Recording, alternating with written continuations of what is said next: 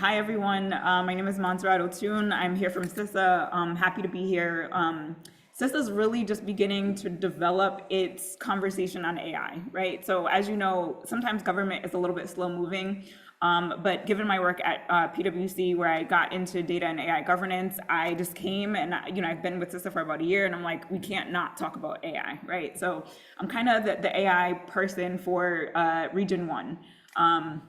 It's one of my favorite things to talk about because it's still emerging. I think a lot of the things that we need to understand is that we don't have everything figured out yet, right? So I'm not here to give you a bunch of answers. I'm here to have a conversation with you.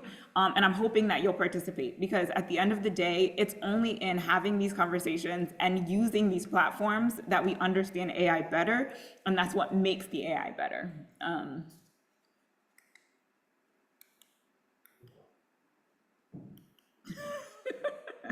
This one, right? It's not open?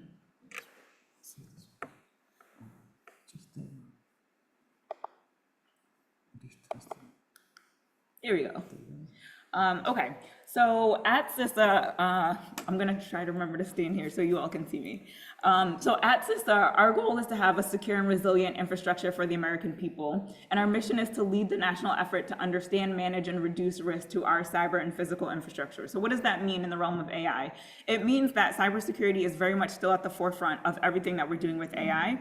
And I have to stress the importance of this because, when I was at PwC, and a lot of major companies, even colleges and universities, they're dumping billions of dollars into AI without thinking about data privacy and cybersecurity. That's very problematic, right?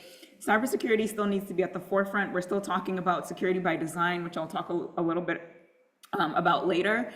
It's really important that our AI systems are safe, that we prevent bias, that we look at algorithmic bias, that we look at human bias, and that we really think about, what are the things that, what are some of the ways that threat actors are going to be using AI systems to really attack in new ways that they haven't done before, right? So that's our mission, to figure that out and really support our communities and our entities that we partner with to create solutions to those problems before they even happen. So what is artificial intelligence? This is a conversation that I have with a lot of people who don't know what AI is. I'm assuming in this room we have a basic understanding of AI, but I still like to go over the basics. So some of the things that you hear often are machine learning and natural language processing. I'm not going to go into deep detail about that. I'm just going to let you know that machine learning as well as LLMs are a huge part of artificial intelligence. So basically, machine learning is ways in which the machine will act as a human brain, right? It's not one for one, right? It's not the machine is now a human brain. It's that we're training machines to act and perform more and more like human beings, right? So we're creating algorithms that enable systems to learn and improve from experience. And there's a number of different ways that happens. And again, this is not necessarily the conversation where we go into depth about that. And then another form of AI is natural language processing, which is basically technology that helps machines understand, interpret, and respond to human language. So as you know, it's not enough to just show the machine patterns and say, okay, like based on these patterns, identify similar patterns. We want the machines to also understand the nuances, right? When we're having conversations with each other, we're not talking in like formal dialect, formal language. There's a lot of nuances to the language that we have. So in order for the machines to understand the way we talk, the way we want to understand each other, the way we want the machines to understand us, there's something called neural networks, which helps them think a little bit like human beings think. Other ways in which artificial intelligence are used are computer vision, which is techniques that enable computers to interpret and process visual data, and then robotics, which are ways in which robots are designed to act as human parts. So for example, I know one of the things in the medical field that's really big are replacement of limbs. So you'll see robotics where someone's lost an arm or a leg, and they have robotics that are using machine learning using robotics and machine learning to replace the actual human part with a machine that's acting as the human.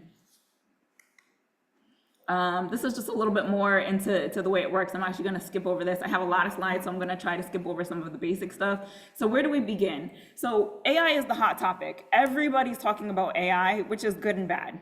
It's good because AI is the future, right? It's everywhere, it's happening, it's integrated into all of the systems that we've used in the past and some new systems that we haven't used yet. But it's bad in the sense that people will get really overwhelmed really quickly because they don't know where to begin, right? So for the purpose of this conversation, we're going to be talking about AI and cybersecurity specifically. And the reason why it's important to identify that is because you have to understand who your audience is, and you have to understand what aspect of AI you're thinking about and talking about. AI has many different components, and I will say, and I'll try not to go into too much detail on this, you cannot have good AI systems without good cybersecurity and without good data governance. If you don't have good data, there's the saying garbage in, garbage out.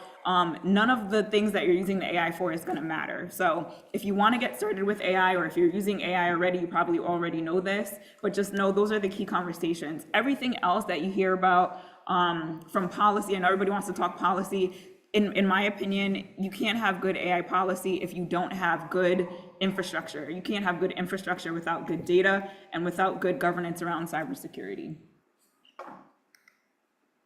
Okay, so what are the basics?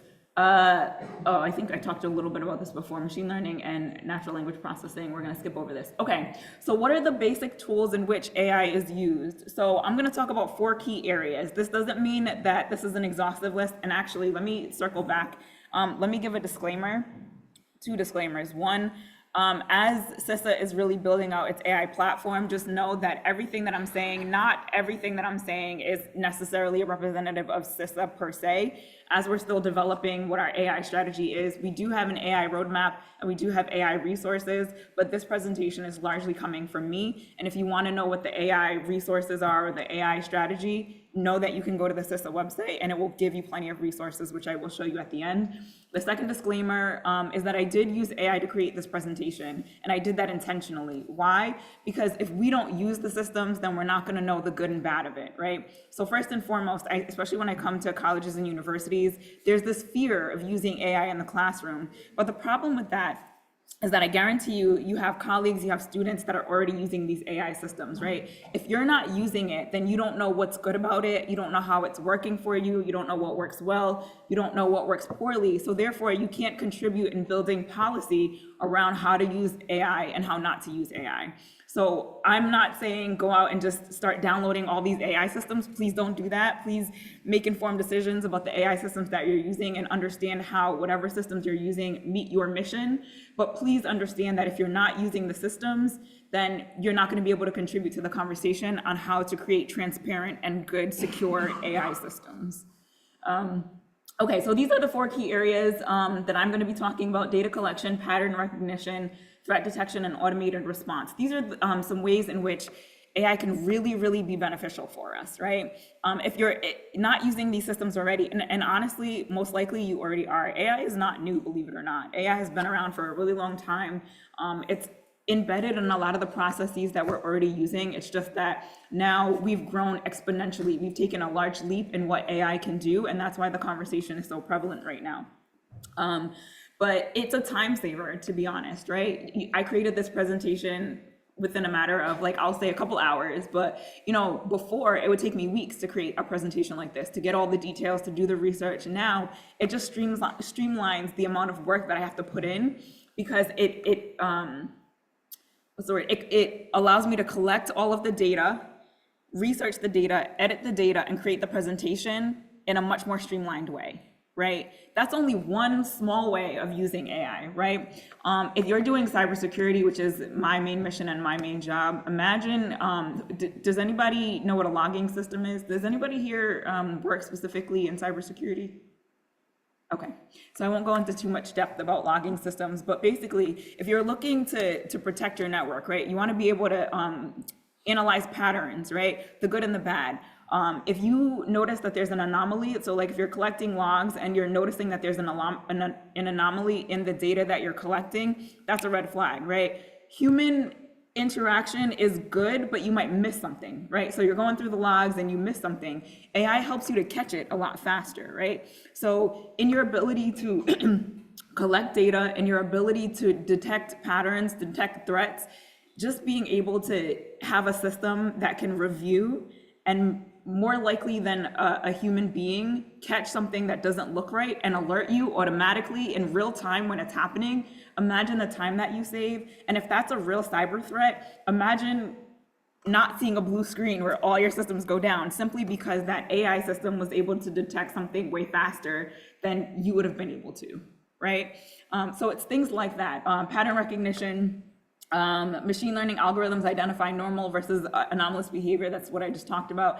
AI flags potential security incidents based on learned patterns. So again, it all starts with the data collection and the pattern recognition, but that's how you're able to detect threats, right? So I'm not saying that we, CISA, we use this already for threat detection. There's a lot of processes that have to take place in the federal government for us to all of a sudden, start using AI systems in the way that we'd like to. But I know a lot of corporations are already using AI systems for threat detection.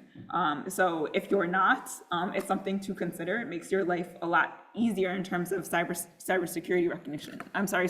Yeah, no, so I just, at our university, we have a vendor, Okay. Rapid7, it's our MDR, Managed Detection Response, and they are using AI, they're using machine learning. So we're putting the vendor's software to use to do exactly what you're Absolutely. saying, and it's doing what, 1,000 people can't. Right. So. That actually, thank you for saying that. That actually makes our job a lot easier. Part of my job, we have to cold call people and we have to say, hey, listen, you have a vulnerability on your system. You may want to do some investigation to, fix the vulnerability. A lot of people have legacy systems. Imagine being able to detect in real time. You have a vulnerability that threat actors are currently exploiting, and you can patch it right away, right? Or you can take it offline right away. Or if you have a threat actor in your system, that's the other part of what I do. We do a lot of calling to say you have a threat actor on your system, you need to go into your system right now and disconnect, right? Imagine if we don't have to call you, right? You're not trying to wonder, am I a scammer? Am I actually who I say I am? You're not trying to verify my credentials. By the time you do all of that, you don't know how far the threat actor has gotten into your system. And a lot of times, and I'll be honest, when I'm making that phone call, sometimes it's months after the fact, right? Imagine having the capability to detect that in real time.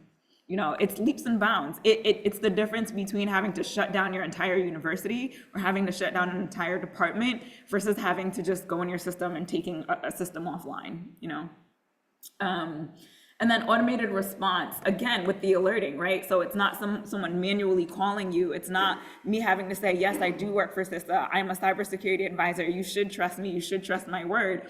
It's your system that you're paying for that shows you, yes, this is real. It's a real threat, right? So that's just one of many examples. I'm telling you, like AI has been, has taken the world of cybersecurity leaps and bounds from where it was. And that's just cybersecurity. AI has done this in a lot of different industries in a lot of different areas.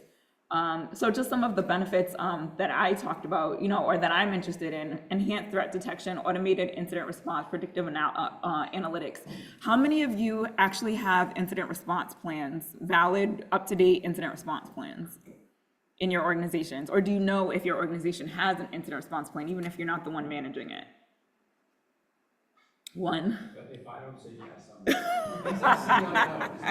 Okay. Well, you may or may not know if your organization has an up-to-date incident response plan. A lot of organizations, unfortunately, don't. And if you don't know what an incident response plan is, it's basically when a threat does happen, and what's the saying in cybersecurity, it's not a matter of if, but when, right? So when the ransomware attack happens, when the threat actor gets into your system, your incident response plan is the thing that you use to say, okay, we have an incident, these are the people we need to call, these are the actions we need to take. It's like you get on it right away, right? You just pull out that document, you get everybody online, and then you start having the conversations about how to manage the incident, right? That is something that every organization in today's day and age, you must have. If you don't have that, please go back to your organization and say, we needed that like yesterday, right? Imagine being able to update your incident response plan in real time with up-to-date threats, right? New threats are coming out every day, especially in the world of AI. Threat actors are getting way more sophisticated. Before, we used to have training where, you notice misspellings in an email, right? That's how you detect this is a phishing email, or the logo is slightly off. With AI, that has changed, right? Phishing emails have gotten extremely sophisticated. So how are you now able to detect those newer incidents, especially the ones using AI, right? Part of it is using AI against AI, right? So like, if you're using the AI systems to really be able to take it a step forward and notice the anomalies that you may not be able to detect with the human eye, that will help you in your incident response process, right? And to have your AI system keep your incident response plan up to date, right? Because technically you should be updating it regularly. For example, if someone leaves the board, or not leaves the board, but leaves the team, leaves the organization, you need to make sure that that information is kept up to date. Imagine having that automated, where whenever someone is coming into the organization or someone is leaving the organization, all you have to do once your HR system is updated, imagine being able to automatically update your incident response plan, right? Where you don't have to manually go in and now put in the name and the contact information of the new people, but everything is just automated. That's a part of what AI can do. It saves you time. And then when you're in an incident, and then you didn't realize that John left a year ago, right? And you're still trying to call John to deal with this threat that's happening at your organization right now in real time, right? And you don't have a backup phone number for John, and now you're trying to figure out what to do or where to go, right? You don't have the FBI contact information on there. You don't have the CISA information on there. So when you're trying to reach out and call people, you're like, okay, we're in the middle of an incident and we don't know what to do. The beneficial thing is that you can have your systems automated, and that's a huge part of the benefits of AI. So automated incident response and then predictive analytics. Some people see this as a bad thing. I think it could be a good and a bad thing. It depends on what you're using it for. So if you're using it for predicting, who's the next best candidate to take the place of someone in your organization, that might be problematic, right? There's regulations and laws around that, even if it's not federal regulation now. Just know that there are legal implications of using AI for things like that. But when it comes to cybersecurity, it's a different conversation, right? You can use predictive analytics to figure out what the next threat could potentially be for your specific industry and your specific organization, right?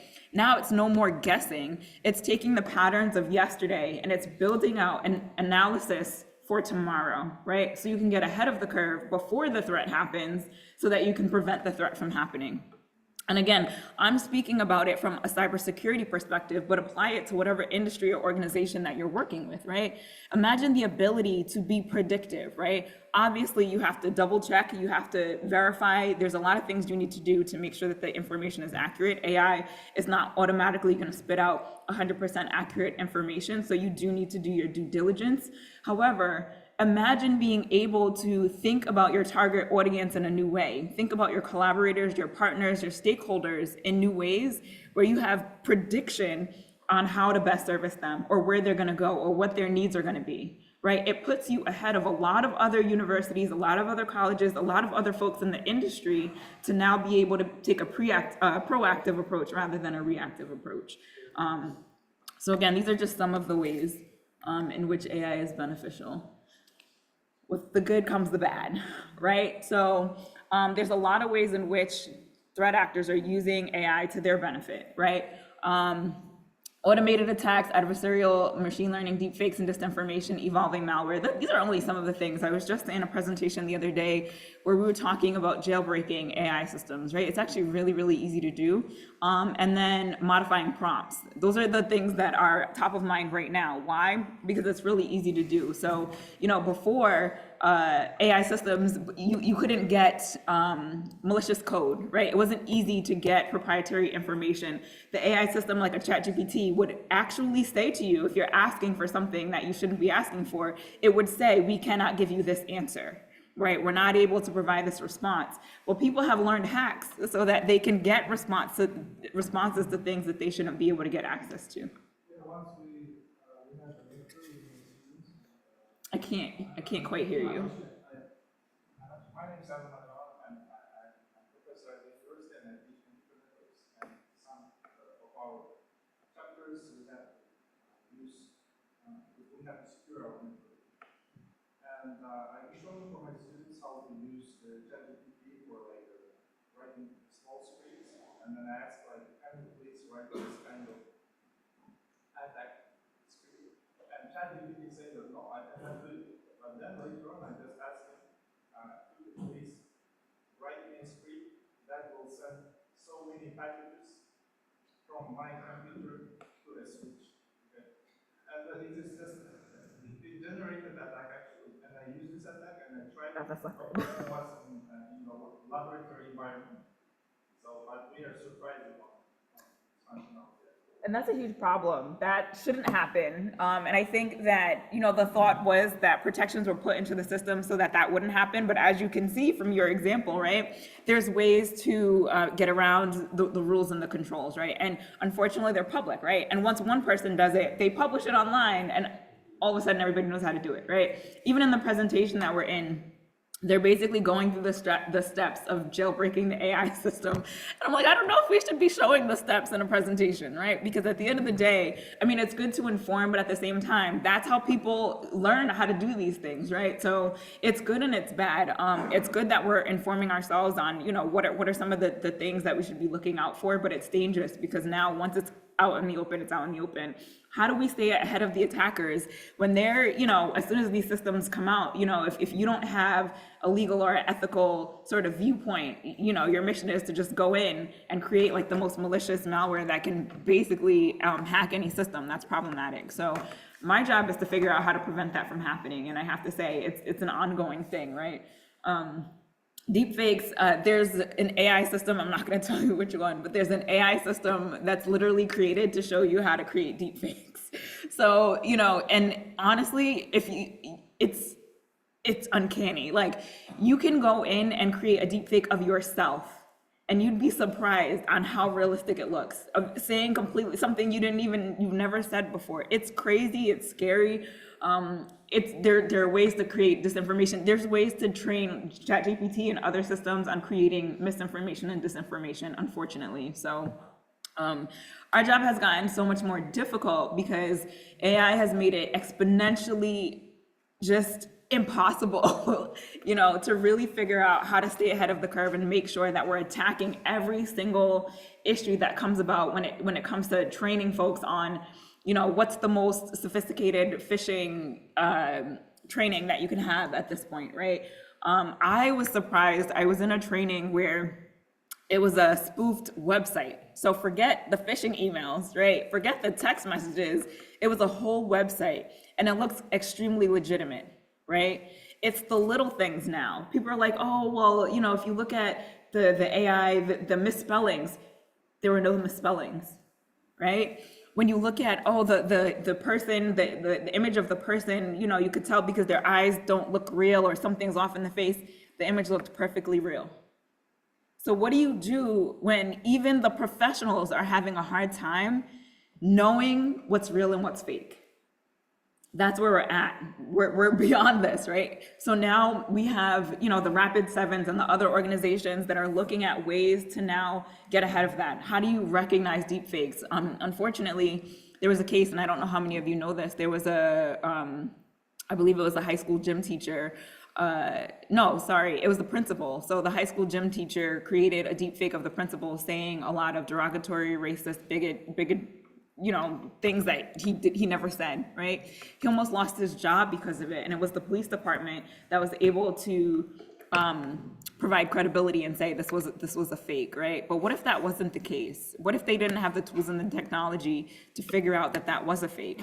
And what happens to someone after that happens? Your reputation is shot, right? How do you go back and now tell people, I didn't do this, I didn't say this, right? So this is the issue that we're having. How do we stay on top of this before it happens? Did you want to share? Yeah, so real quick, so way back, like Twitter, now X, people were taking over other people's accounts. Yes. And then it was the real so-and-so, right? Okay, so that's like just a kind of like in an analog way, what's Right. going on. But what I suspect is going to happen is Apple Intelligence is coming, is that there's going to be capabilities either on your phone or whatever that you're going to see, like, was this authentic or not? Right. Is this synthetic or is it organic? Was it produced by AI or a person? Like, I think there's going to be tools that we're going to be able to use Yep. be able to, but they're not here yet. They're in the making. So a lot of corporations are in the process of working on these tools, but the problem is they're not available to the public yet, right? So this is the problem. You know, my background is legal, coming from, you know, the courtroom. How do you now prove that somebody didn't do something or didn't say something when you see them on the camera and it's them, right? How do I say, but that's not me? And how do I prove that that's not me now, right? Forensics. It's a new category of forensics, right? Now we have to get to another layer. It's not enough to just provide, you know, images or testimony or statements or pictures or video, you know what I mean? There's a whole nother layer that's gonna happen, and we don't have the precedent in the courts yet, right? So we're still waiting on the federal laws and the regulations. We're ready, or state by state, right? It could be state or it could be federal. We do have some states that are coming out with AI laws. I know California's in the works, Colorado, Utah, some states are starting to build AI into their laws. There's the EU AI Act, and I believe that a lot of states are taking their cues from the EU AI Act.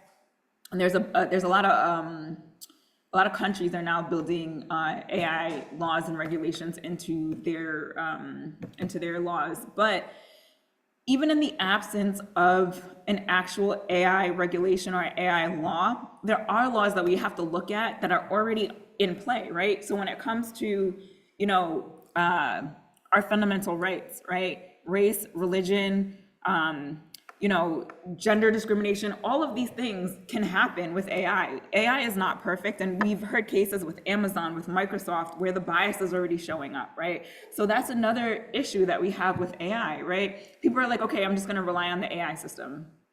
You know, we're gonna use it to, within the case of Amazon, we're gonna use it to hire people, right? But what type of data is the AI being trained on? Does anybody even understand how AI is trained? If you're going to use AI in your classroom and you're going to use it in a way that's high risk, you need to understand how it works. You need to know if there's any bias. You need to understand what type of data you're using to train. That's why, again, garbage in, garbage out, right? If you don't have the right data classifications, the right data categories, the right data itself, right? There's no such thing as perfect, unbiased data, but you have to have enough of a large enough volume of data in order to ensure that your AI system is not biased, right? And I say that, you know, it's caveated because at the end of the day, it can never be completely 100% unbiased, but we need to make sure that we're putting in the effort. And if you don't, what are the repercussions, right? You can still be brought to a court of law, right, if you're violating some of the fundamental rights that are already a part of our laws, right? So don't think just because we don't have an AI law on the books that you're not still liable for the laws that we do have. So those are some of the things to be thinking about in using AI. So how do we use AI to our advantage? And this is something that our agency is thinking a lot about, AI and threat intelligence, right? At the end of the day, it sounds scary, right? Like everything that I just said sounds scary, but this is why we have to use it. This is why we have to get on top of it. And I'm just gonna, you know, segue a little bit, because I think for me, I'm taking a break from AI intelligence for a second and looking at the legal side, right? It's really important that AI developers understand that there is a responsibility in developing AI, right?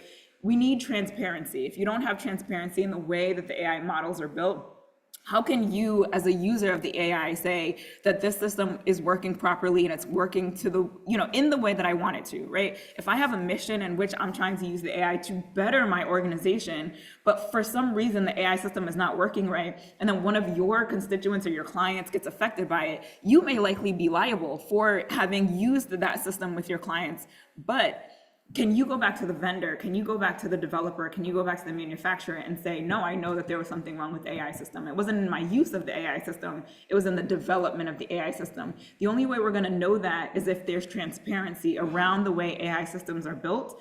The way we hold developers accountable on the transparency side is if we're using the systems and we know what to look for, right? If I'm using the system and I know something's not quite right, I can go back and say, hey, there's something wrong with the system. The more people that are doing that, the more the developers become obligated to show their methods of building the AI system, right? Transparency is absolutely key. So that's my little PSA. And again, that's me, Monsurat, not necessarily CISA.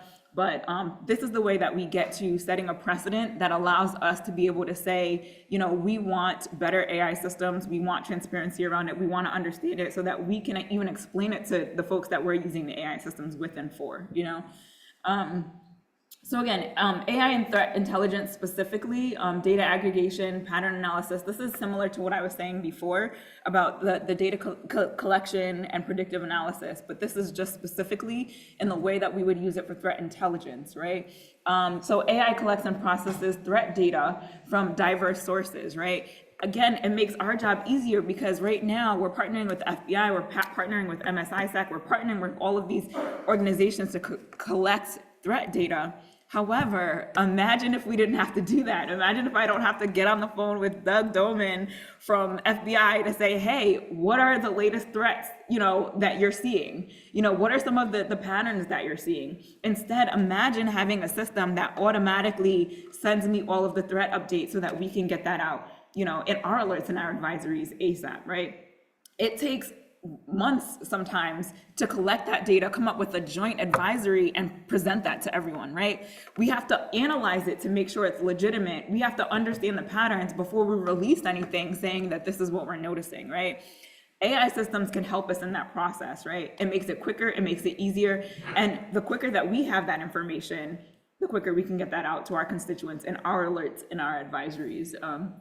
Pattern analysis, machine learning, I mentioned this already, identifies emerging threats and attack.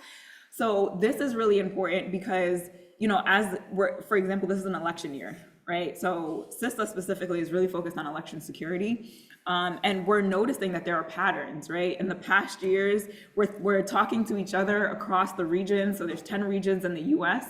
We're talking to our international counterparts. We're trying to figure out all of the threats that could potentially happen before the election hits, right? So if we're being proactive and really understanding what those threats are, and we're using AI to help us in real time understand and predict what those threats could be, it allows us to prevent those attacks from happening, right? So again, it just makes it easier for us to serve you, and it makes it easier for you to be able to trust the systems when you're going out to vote on election day, to be able to say, I know that we're using a secure, safe system.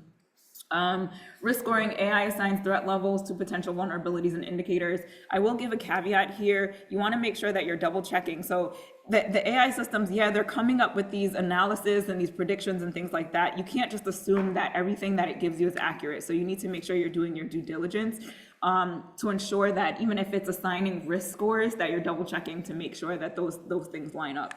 And then actionable intelligence systems generate prioritized recommendations for security teams. I will say the benefit of using AI systems for these things is that it gives you a place to start. It's not like a shot in the dark trying to figure out what's going on, where to look, who to talk to. It gives you a breakdown on these are some of the things that are going to be actionable threats. Let's start our research and our investigation there. So that's what makes our lives a little bit easier, and essentially can make your life easier as well. So this is just a summary of the previous slide. Machine learning for anomaly detection, I talked a little bit about this already. I'm gonna skip some of this stuff. I talked about it as we were going. The reason why is because I wanna get to some of the data governance, which I think is really important. Phishing detection, using natural language processing and cybersecurity, analyze email content and metadata. So this is a way in which AI can actually help you understand phishing attempts, benefits, improved accuracy in identifying sophisticated attacks, threat, intel analysis, process unstructured security reports. So this is what so on the left where the application is, this is what the AI system could do. The description tells you a description of what that looks like and then the benefits of doing that. So using AI for phishing detection, it will analyze the email content, and the benefit is improved accuracy in identifying sophisticated attacks. For threat intel analysis, it processes unstructured security reports, which leads to faster insights from vast amounts of textual data. And then for security policy compliance, this is a big one. Everybody's trying to come up with a security or an AI policy right now.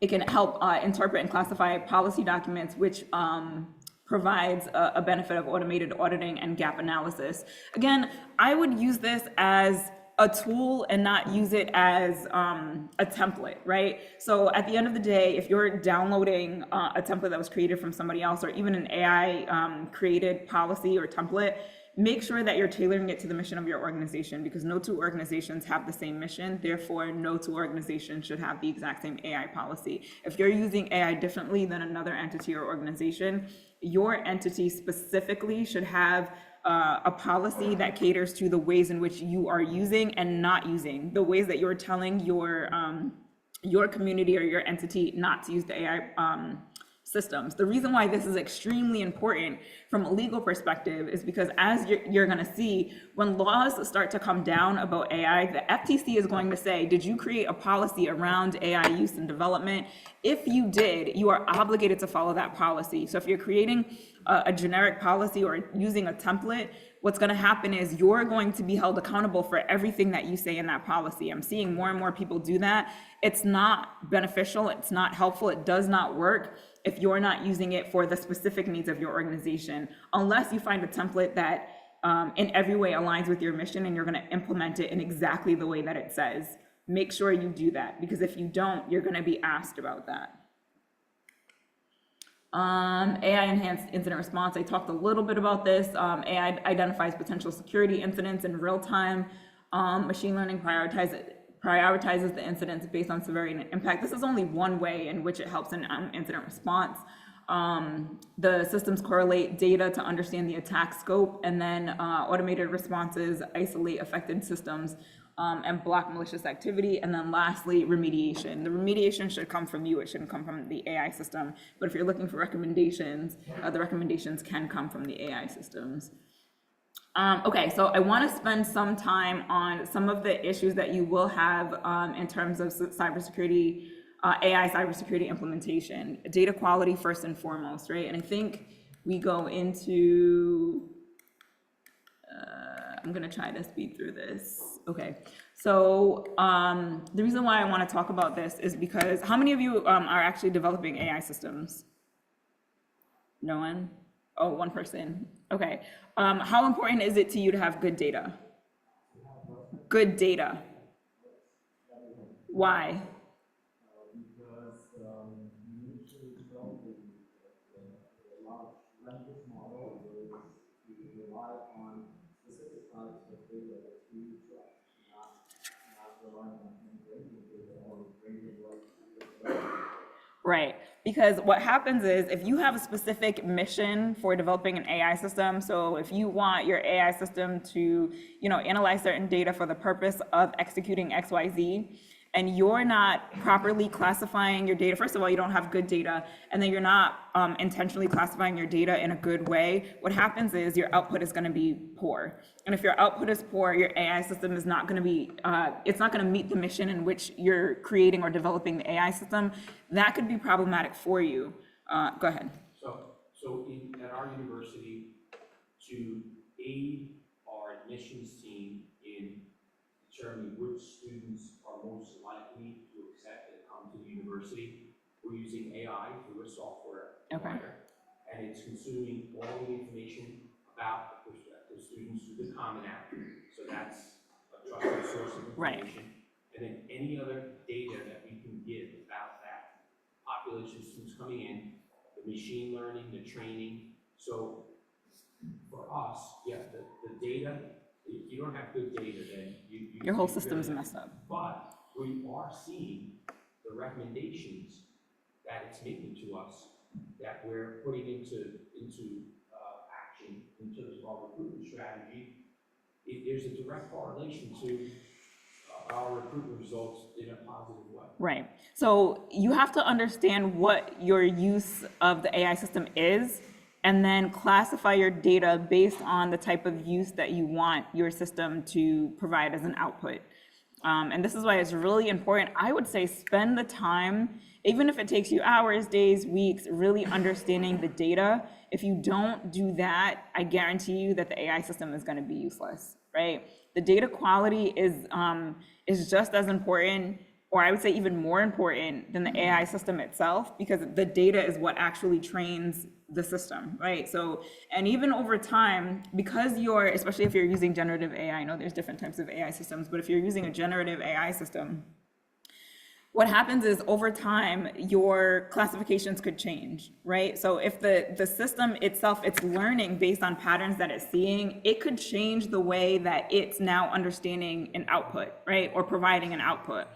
you have to check every so often, whether it's, quarterly, yearly, whatever, to make sure that your AI system is still meeting your mission in the way that you set out for in the beginning, because you will be held liable for that if you look at laws like the EU AI Act. So for example, if you created a system to have a specific output and you're using it for that output, but you never do the checks and balances on the AI system, and then somehow, some way, the AI system itself changes and it starts providing a separate output separate from the one you intended, you would still be liable for whatever output it's providing, if that makes sense.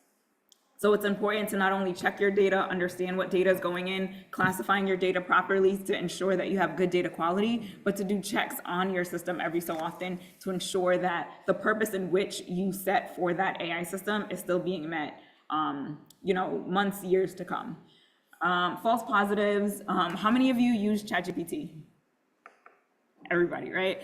When you're using ChatGPT, how many of you have actually had a wrong answer put into your, about half? Okay, how many of you don't even know that the answer is wrong, right? Because at the end of the day, if you're asking ChatGPT a question that you don't know the answer to, there's no way for you to know if the answer is right or wrong.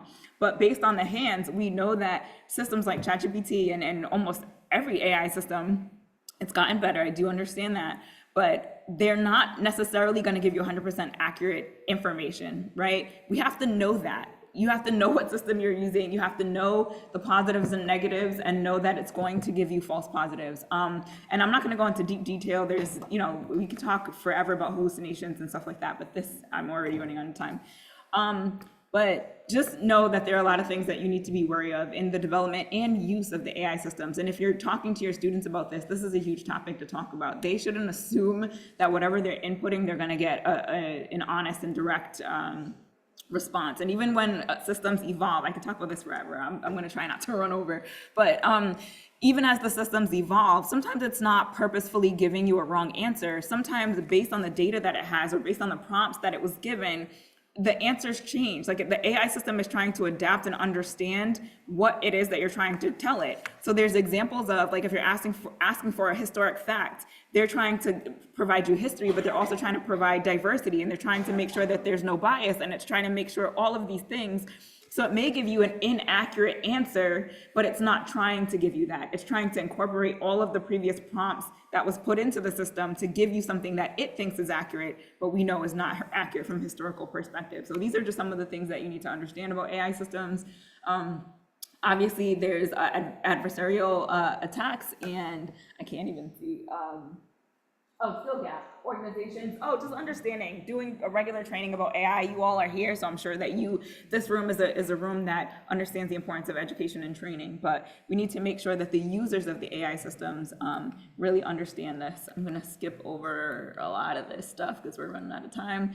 Cybersecurity and data privacy is really, really important. If you're developing an AI system, what kind of data is the system being trained on? There's a lot of issues about data privacy. I guarantee you that everyone in this room at some point, if your information is online, your information might have been used to train an AI system. What does that say about data privacy and privacy laws? Every state at this point, I believe, has a privacy law on the books, which is problematic, right? But how can I say that I know that my data was used without my consent, and I want that information taken down, and I want it not used to train certain systems, right? We don't have a way to do that right now, but these are some of the things we're thinking about, especially in the creation of different data privacy laws and AI data privacy laws.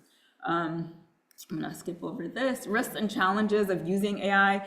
There are proven cases for most of these: bias and discrimination, especially if you're HR, if you're recruiting, if you're using it, police departments. We've heard cases of gender discrimination. We've heard cases of race discrimination, things like that. Really important to be thinking about things, not just in the development, but also in the use, again, of AI systems. And then there's other things like regulatory compliance, lack of transparency, I already talked about, data quality, I already talked about, over-reliance on AI. People are using it to think for them so that they no longer have to think, which is hugely problematic.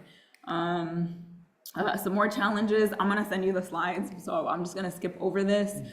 Really important to include stakeholders, right? Especially if you're servicing a particular group of people, make sure that in your development and even in your use, and your development of AI policy, right? So if you're developing an AI system, if you're using certain types of AI systems, or you're creating an AI policy, make sure you're inviting the stakeholders to the table so that they can provide input on how they want the system to be used, right? Because if you don't have, so for example, if my clientele is mostly students, right? And I'm working in K through 12, right? But they have no input into, what's going into the system. That could be problematic. How is it that I don't have the folks at the table that are going to be affected by the system, right? So whenever there's an issue, I become the person who's liable for whatever happens, especially if I didn't have stakeholder feedback, right? To say, this is like the good and the bad. This is how we want it used. This is how we don't want it used. These are some of the criteria for building out those policies. Include folks from different departments. This is not an IT issue, and hopefully people understand that. People, process, and technology, just like it's a huge part of cybersecurity, it's a huge part of AI development, AI governance, and AI/cybersecurity policy and governance. I'm gonna skip over the rest of that. I'm just gonna skip over this.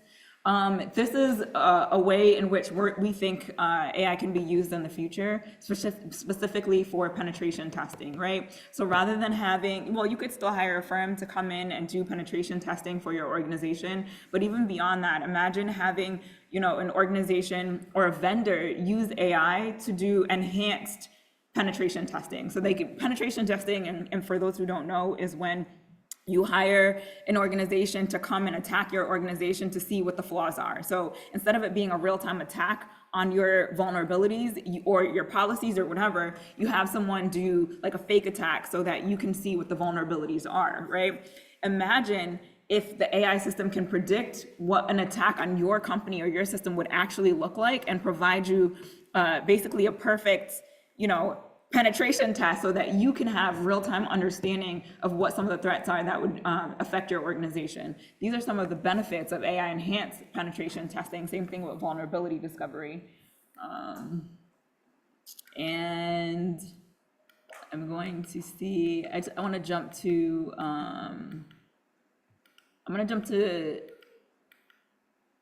CISA resources. So I know I skipped a lot of slides. Again, I'll share this information with you, but I really want to just share that CISA has a lot of resources for you.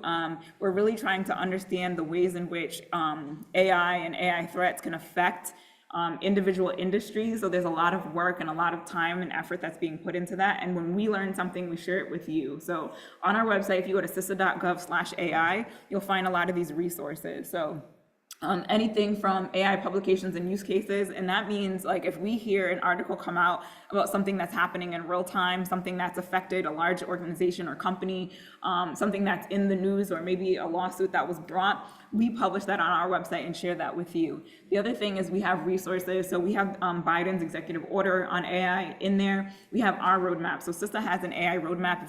If you get overwhelmed by AI and you want to know where to begin, we have 5 stages of effort, and it walks you through the process, mostly for AI developers, but I find that it's beneficial also for AI users. And then improving AI resilience. We have a bunch of resources for AI resilience as well. I'm gonna skip, okay. Questions, any questions? Go ahead. Thank you, it's been really, really excellent. I have a couple of philosophical maybe comments. The first, when we think of AI, some of your examples as a product, I can understand the sort of input-output model more. So the developer's got the design principles, the intentions, test it and see if the right kind of outputs come. The user is aware. They choose to use the product. Right. It's the invisible AI which I think causes a lot of, am I, the invasive part, and it gets back to, enhancing awareness of information all around us. Right. Fake news, Right. fake claims, whatever. We're going to be facing that AI. We are facing that, AI or not. So I think there are different models that we can analyze, whether it's product-based or more on risk and analysis. And as you were talking through the dark side on the slide, where it made me think, we've always seemed to have in nature, in our world, these opposites, right? We have Right. cyber warfare, we have cybersecurity, right? Because of how we choose to use it as humans. Right. We have, botulinum, I don't know if people are aware, is the most basic toxin in the world used for biological warfare. But it's also used in health products, in Botox, right? So you've got these opposites, it seems, in a lot of science and nature. And I think we just have to accept it. It's part of both who we are, how we are, even in nature. There's a duality, I think. So it's just a reflection that I don't know if you have any Right. response to that. Well, I think that the two feed off of each other, right? Because every time a sophisticated threat actor, does something and we're like, oh my God, we didn't even realize that could happen, right? It forces us to go back and be like, okay, now how do we figure out how to deal with that? What is the implication that it has on society as a whole? How do we address that implication and improve so that implication doesn't become a force that breaks down our society, right? So I'm not saying that having threats is a good thing per se. What I'm saying is that for every issue or every threat or every incident that occurs, it makes us stronger, it makes us better, and it helps us to attack the problem at a larger scale. So right now, as we have not just AI but other emerging technology, the benefit is that with everything that's going on, there's so much research that's happening. There's so much time and effort put into understanding these systems, to improving the systems, to using the systems for good, that I think we could end up with something that's really good. So to your point, it can be used for good and it can be used for bad. But with everything that's going on sort of thrown together in a jumble, I do see a lot of good that's coming from it. It's the velocity. How, Right. in my introductory remarks, talking about how technologies have allowed us to share knowledge, Right. good and bad, it just took until we had a printing press, it was word of mouth, spreading rumors, misinformation, right? Absolutely. And it's just, we can't control that. It's exponential. That technology has just increased that velocity so much. Right. I want, anyone else? Okay, all right, so, as a technologist, I'm optimistic about all the promise and all the things that can help scientists solve issues, problems, medical industry, etc. There's a lot of promise and optimism, but at the same time, about 8 or 9 months ago, CBS ran a fantastic segment with the CEO of Google and company that they purchased to get started with AI. They originally called it Bard. Now Yes. their product Yep. is called Gemini. During the interview, the CEO admitted we didn't train it to teach itself Bangalese, but it did. It did anyway. So they couldn't. That's worrisome. Right. Okay, but I think the genie's out of the bottle, and I think your comments, Stephen, are very spot on. It's just a little disconcerting, and what we're hoping for is that mankind kind of figures out how to control it, or so that it's not doing things that even we can't explain. Right. I think transparency is key, and I know I said a lot about that earlier, but and I usually say this in my presentation, I don't know if you saw them, but there were a couple of errors in my slides, right? Some things were, I think, repeated over and over. That I leave that in intentionally. Why? Because I want to be transparent about what AI can and cannot do, right?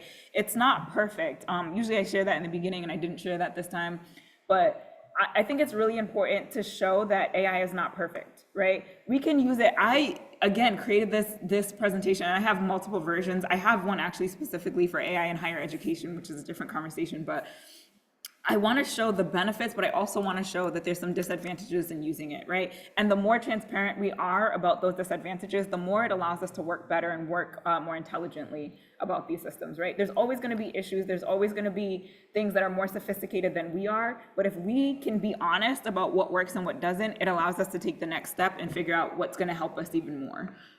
So to your point, I mean, I agree, but that's, again, coming from me. Not necessarily representing CISA per se. I do have my contact information. Feel free to get in touch with me if you want to follow up or have any further conversation or discussion. And just thank you so much for having me.